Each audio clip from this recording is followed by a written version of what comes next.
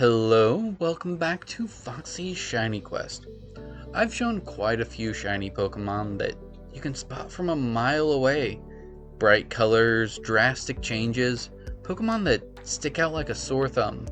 But this week, I wanted to take a look at some more subtle shinies. Ones that at first glance, or maybe fifth glance, you'll ask, is that a shiny Pokemon? Let's take a look at these hard to distinguish shinies. First up we have Lillipup. If you aren't familiar with this Pokemon, it's hard to tell from its non-shiny variant. It's the same colors, just a little bit lighter. This is even hard to tell if you don't have other Lillipup to compare it to, but the shiny sparkles help. This Pokemon is known for being small, despite not really being that small compared to other Pokemon. Its name partially comes from the Lilliputians from the book Gulliver's Travels. On to Dugtrio. This Pokemon does have a very distinctive difference, a blue nose, or rather 3. It's on this list because you have to look at it from the front angle in order to see any signs of any color difference at all. While hunting this one, I had to keep circling around them to make sure that I was seeing each of their noses.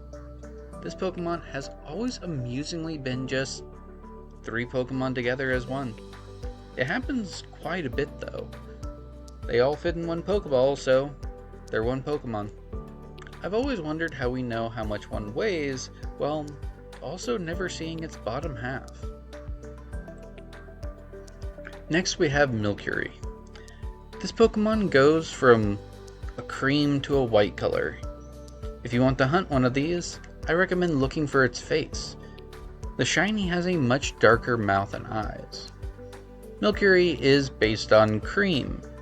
You mix it up with some sugar and it evolves into alchemy. On to Gothorita. This Pokemon is black and white, appropriately introduced in Pokemon Black and Pokemon White. Its shiny color has... well, at first glance you can see that it has purple eyes instead of blue. On closer inspection you may also see that it has a lighter face and lip color. This Pokemon is inspired by the Gothic Lolita fashion style in Japan. It is also part of the Unnovan horoscope, representing Virgo. Now we get to Seal. How do you know it's shiny? Well, you see all that blue on this Pokemon. You make that yellow. Seal has been notoriously hard to tell if it's shiny or not, but I will say it is more noticeable when you see a bunch of them together. Seal is a Pokemon that is an animal with a small horn attached to it. Oh, also, when it does this pose, its hind flippers look like water splashing. Finally, we get to one of the newest Pokemon that is very hard to tell, Tandemaus. This Pokemon is both small and difficult to see any difference. It's like Seal, but worse. In fact, it's actually the same idea. I'm gonna pause on this frame here.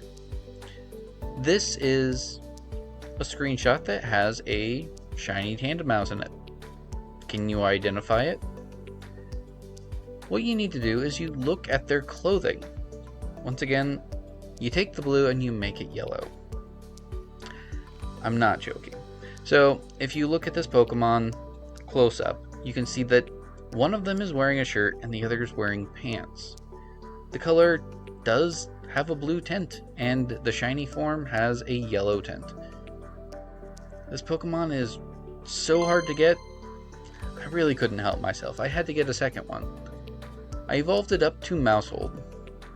It too, sadly, has the same shiny difference. These Pokemon consist of 2 mice that do everything together, and when they evolve, they have kids. That's the Pokemon. That's all for this week. Maybe this will help you spot some subtle shinies on your own. Shiny Pokemon come in all levels of visibility, but they all sparkle just the same. Unless you're counting the shape of the sparkle animation, in which case it does change from game to game. And then there's the introductions of the other one. That's a discussion for another day. I hope you all have a wonderful week and happy hunting.